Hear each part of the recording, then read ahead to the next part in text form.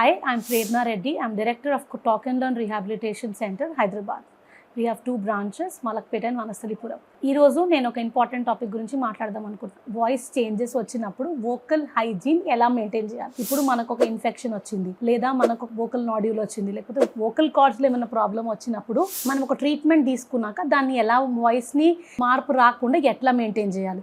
దానికి ఒక హైజీన్, మనం ఒక వోకల్ ఇప్పుడు మా వాయిస్లో చేంజెస్ రాకుండా ఉండడానికి ప్రొఫెషనల్గా వాయిస్ వాడేటోళ్ళు టీచర్స్ ఉంటారు, సింగర్స్ ఉంటారు, ప్రొఫెషనల్ యాక్టర్స్ ఉంటారు. బయట చాలా మంది వాయిస్ యూస్ చేసినప్పుడు నా వాయిస్లో చేంజెస్ వచ్చేస్తున్నాయి. 20s ఉన్నట్టు నా వాయిస్ ఇప్పుడు 30s లేదు. సో నేను దానికి ఇంకా వాయిస్ చేంజెస్ రాకపోవడానికి ఏమేం చెయ్యాలి, ఎలా నా వాయిస్ని మెయింటైన్ చేయాలి, దానికి కొన్ని టిప్స్ ఏమేం చేయాలి అని చెప్తాం. Number 1, hydration.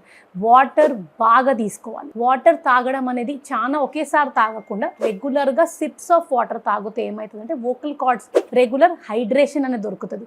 వోకల్ కార్డ్స్కి మాయిశ్చర్ వస్తుంది. ఆ మాయిశ్చర్ ఉండడం వల్ల చాలా హెల్ప్ అవుతుంది వాయిస్ మార్పు ముందు రాకపోవడానికి. రెండోది, ఇరిటెంట్స్ అవాయిడ్ చేయాలి. అంటే మన వోకల్ కార్డ్స్కి ఏవైతే ఐటమ్స్ ఇరిటేట్ చేస్తాయో అవి మనం కన్జ్యూమ్ చేయడం తక్కువ చేసేయాలి.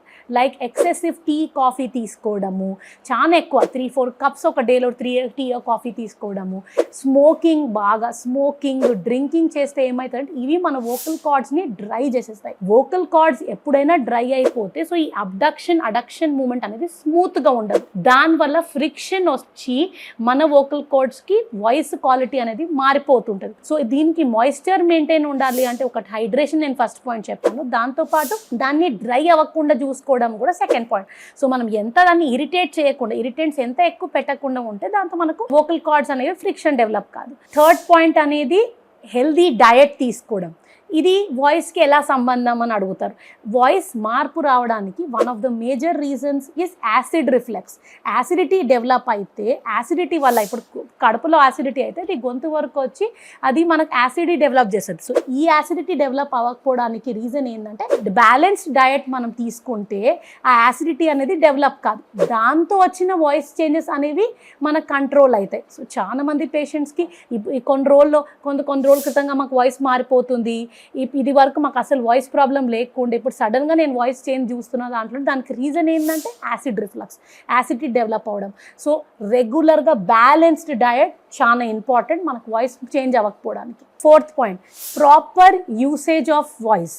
అంటే జనాలు ఏమనుకుంటారు, జనరల్గా అరవకపోవడం, గట్టిగా అరుస్తేనే వాయిస్ని మనం మిస్యూజ్ చేస్తున్నట్టు అనుకుంటారు. కాదు, మనం మాట్లాడేటప్పుడు చాలా హై వాల్యూమ్లో మాట్లాడితే కూడా అది వోకల్ కార్డ్స్కి ప్రమాదం. సో ఇప్పుడు మీరు కంటిన్యూస్గా రోజంతా కూడా నేను గట్టిగా వాల్యూమ్లోనే మాట్లాడతాను, ప్రాపర్ యూజ్ చేయను, నేను ఇంటోనేషన్ ప్యాటర్న్ వాడను, ఎక్కడా గట్టిగా ఒత్తి చెప్పాలి, ఎక్కడా మెల్లగా చెప్తే కూడా మెసేజ్ కన్వే అవుతుంది, ఇవన్నీ మనం వాడకపోకుండా జస్ట్ గట్టిగా మాట్లాడితే కూడా this is wrong. So you should use a proper use of voice. You should not always shout. మనం గట్టిగా ఎప్పుడు అరవకుండా వాయిస్ ఎలా వాడాలి అలా మనం యూజ్ చేస్తే కూడా మనం వోకల్ హైజీన్, మనం ఒక హైజీన్ మెయింటైన్ చేస్తాం. ఫిఫ్త్ పాయింట్ వచ్చేసి గుడ్ స్లీప్. గుడ్ స్లీప్ కూడా చాలా ఇంపార్టెంట్ వోకల్ కార్డ్ హెల్త్కి.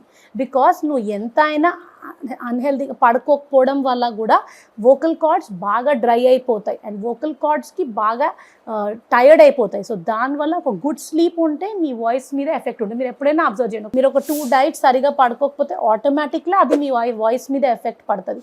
సో ఎట్లా మనం పడుకోకపోతే మిగతా బాడీ పార్ట్స్ మనకు వీక్ అనిపిస్తాయో అట్లానే కూడా వాయిస్ కూడా ఎఫెక్ట్ అవుతుంది. So good sleep is also very important factor for having a good voice in the long run. 7th point, breathing exercises.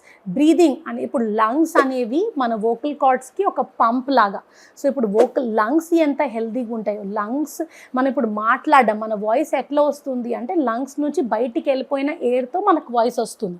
So మనం ఎక్స్పైర్ చేస్తున్న ఎయిర్. సో లంగ్ హెల్త్ అనేది lung ఎంత strong ఉంటుంది దాంతో మన voice strength అనేది అంత బాగుంటుంది. సో రెగ్యులర్గా బ్రీదింగ్ ఎక్సర్సైజ్ చేయడము, బ్రీదింగ్ మీద కాన్సన్ట్రేట్ చేయడము, లంగ్ హెల్త్ మీద కాన్సన్ట్రేట్ చేయడం అనేది చేస్తే ఆటోమేటిక్గా మన వాయిస్ క్వాలిటీ అనేది బెటర్ ఉంటుంది. So voice does not only depend on the vocal cards but also depends on the lung. మీరు అనుకుంటున్నారు ఓకే నా వాయిస్ మంచిగా ఉండాలి అంటే మీరు మన లంగ్స్ కూడా అంత బాగా దానికి సపోర్ట్ ఇవ్వాలి. చాలా మంది బ్రీదింగ్ ప్యాటర్న్ చక్కగా ఉండరు, జస్ట్ ఇట్లా షాలో బ్రీదింగ్ చేస్తారు, సో ఈ షాలో బ్రీదింగ్ వల్ల కూడా మనకు వాయిస్ అనేది గట్టిగా రాదు, బికాస్ బ్రీదింగ్ ఎంత స్ట్రాంగ్గా ఉంటుందో అంత మనకు వాయిస్ అనేది మంచిగా వస్తుంది. సో ఇది చాలా ఇంపార్టెంట్ మంచిగా వాయిస్ ఉండడం. లాస్ట్ 2 పాయింట్స్ వచ్చేసి థ్రోట్ క్లియరింగ్ అనేది చేయొద్దు. మనం కామన్గా ఏం చేస్తాం, ఒకవేళ మనకి ఏమైనా ఇక్కడ స్టక్ అయిపోయినట్టు అనిపిస్తే కాన్స్టెంట్గా అందరు ఏం చేస్తారు అని థ్రోట్ క్లియరింగ్ చేస్తుంటారు. ఆ థ్రోట్ క్లియరింగ్ అస్సలు చేయొద్దు. ఆ థ్రోట్ క్లియరింగ్ చేస్తే ఏమవుతుందంటే you are giving jerky movements to the vocal cords. ఈ జర్కీ మూమెంట్ ఇవ్వడం వల్ల ఏమవుతుంది, ఈ 2 vocal cords are made up of very thin muscle. So వీళ్ళ మధ్యలో ఫ్రిక్షన్ అయితే మాత్రం ఏమైనా ఇక్కడ మధ్యలో వోకల్ కార్డ్స్ ఇలా ఉన్నప్పుడు ఇట్లా మధ్యలో నాడ్యూల్స్ రావడం కానీ పాలిప్స్ రావడం కానీ అవుతుంది.